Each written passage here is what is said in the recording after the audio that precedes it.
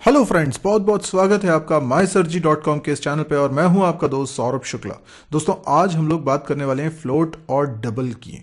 यानी हम सी लैंग्वेज के कंटेक्स्ट में बात कर रहे हैं, लेकिन ये जो बात मैं आपको बताने वाला हूं ये केवल सी लैंग्वेज पे लागू नहीं होती, बहुत सारी दूसरी लैंग्वेजेस पे भी ये सेम बात लागू होती है। आप लोगों ने पढ़ा ही होगा डेटा टाइप्स। अब डेटा टाइप्स क्या हैं? तो आपने पढ़ा है कि कुछ प्रिमिटिव डेटा टाइप्स होते हैं, नॉन प्रिमिटिव डेटा टाइप होते हैं, और प्रिमिटिव डेटा टाइप की कैटेगरी वो है जिसमें हम प्री डिफाइंड यानी किसी लैंग्वेज में जो कीवर्ड्स के रूप में आपको डेटा टाइप मिलते हैं उनकी बात करते हैं, यानी डेटा की कैटेगरीज। इसमें हम लोग बात करते हैं इंट की, हम लोग बात करते हैं फ्लोट की, हम लोग बात करते हैं कैर की, हम लोग बात करते हैं डबल की। ये सब क्या है? ये सब डेटा टाइप। इनका क्या इस्तेमाल करते हैं आप? इसका इस्तेमाल करते हैं आप डेटा का टाइप बताने के लिए। जैसे आप कोई वेरिएबल बना रहे हैं तो आप बताते हैं कि इस वेरिएबल में मैं किस टाइप की वैल्यू रख सकता हूँ। तो आपने कोई वेरिएबल बनाया, लेट्स से फ्लोट एक्स, ठीक है, तो ये वेरिएबल बन गया। या फिर आपने वेरिएबल बनाया डबल वाई, ठीक।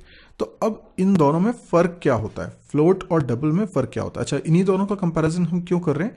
क्योंकि इनमें कॉमन बात है कि इसमें रियल कांस्टेंट स्टोर होगा। अब रियल कांस्टेंट क्या होता है? रियल कांस्टेंट वो नंबर्स होते हैं जिसमें पॉइंट लगा होता है। जैसे मैंने बोला 3.5, 4.7, तो ये वो नंबर्स हैं जो रियल कांस्टेंट कहलाते हैं। अब फ्लोट वेरिएबल में भी रियल कांस्टेंट स्टोर होता है और डबल वेरिएबल में भी रियल कांस्टेंट स्टोर होता है। तो अब ये सवाल बनता है कि भाई दोनों डेटा टाइप अगर रियल कांस्टेंट ही स्टोर करते हैं तो दोनों में फर्क क्या है?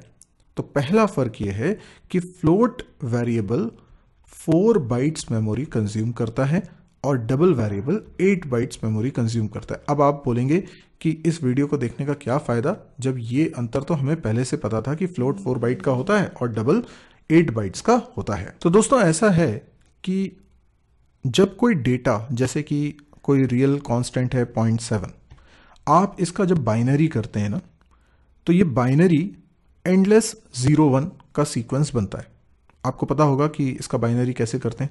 जैसे आप 0.7 में 2 का मल्टीप्लाई करेंगे तो आएगा 1.4, तो इसका 1 मैं कंसिडर कर लूँगा। 0.4 में फिर से मैं 2 का मल्टीप्लाई करूँगा तो ये आ जाएगा 0.8, तो पॉइंट के पहले क्या है? 0, उसको कंसिडर कर लूँगा। 0.8 में फिर मैं 2 का मल्टीप्लाई करूँगा तो ये हो जाएगा 1.6, और मैं 1 को कंसिडर कर लूँगा जो पॉइंट के पहले है। इसी तरीके से मैं 0.6 का फिर मल्टीप्लाई करूँगा 2 से तो आ जाएगा 1.2, फिर मैं 1 को कंसिडर करता हूँ। 0.2 को मैं फिर मल्टीप्लाई करूँगा 2 से, आएगा 0.4, तो मैं 0 कंसिडर करूँगा। 0.4 का आ जाएगा 2 से मल्टीप्लाई करने पे 0.8, मैं 0 कंसिडर करूँगा।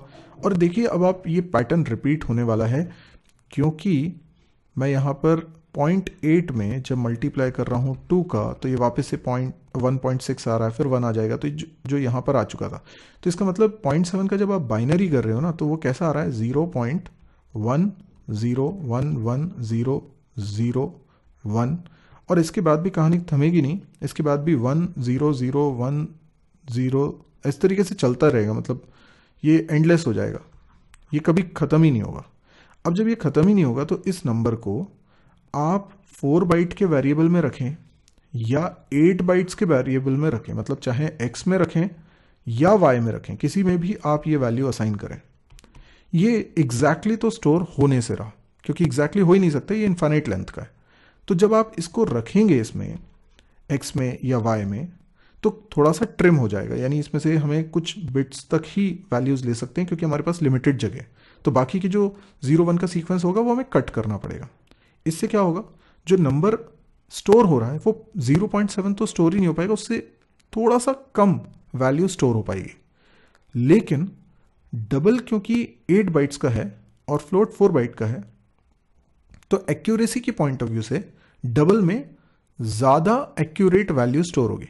देखिए, एग्जैक्ट वैल्यू तो दोनों में ही स्टोर नहीं होगी, लेकिन डबल में हमें ज़्यादा 0 1 नहीं काटने पड़ेंगे, और 4 बाइट्स का फ्लोट है तो इसमें हमें ज़्यादा 0 1 कट करने पड़ेंगे लेंथ की वजह से। तो जो y के अंदर वैल्यू स्टोर हो रही है वो x के अंदर हो रही वैल्यू स्टोर हो रही वैल्यू के मुकाबले डबल प्रिसीशन दे रही है, यानी डबल एक्यूरेसी दे रही है।